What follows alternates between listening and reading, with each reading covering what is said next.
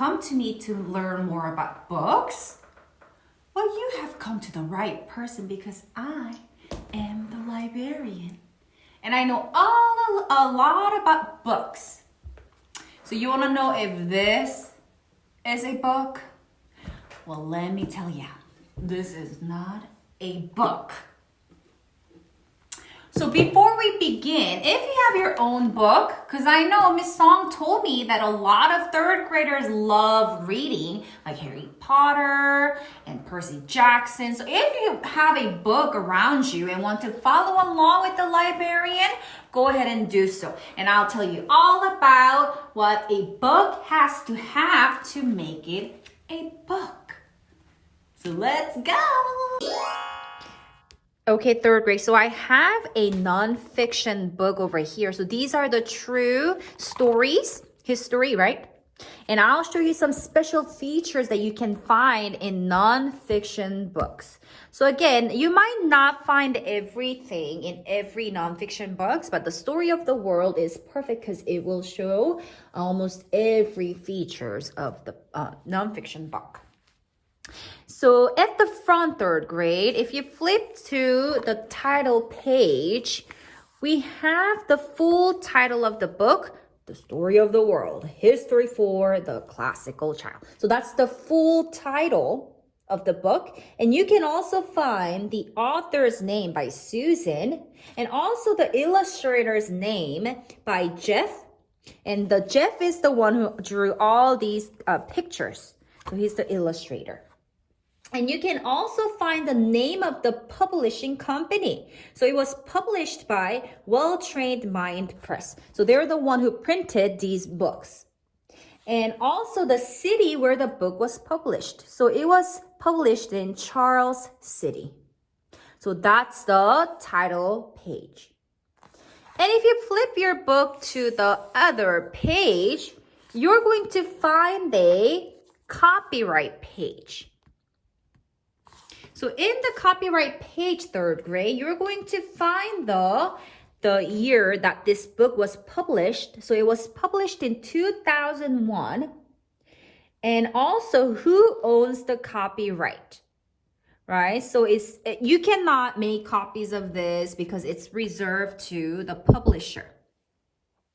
And also you can find the ISBN number. And it's called International Standard Book Number, which is listed, where is it? Oh, right here. So these are the special number for this book. So when you search this book up, then these are the numbers that you're going to use to find it. ISBN.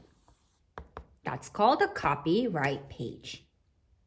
And you'll also find the table of contents. So table of contents lists the major divisions of the book by units or chapters, and you can see exact page number when you're looking for that chapter, right? So if chapter 1, if you're looking for chapter 1, you have to go to page 7. So table of contents will tell you exactly which page for the chapter.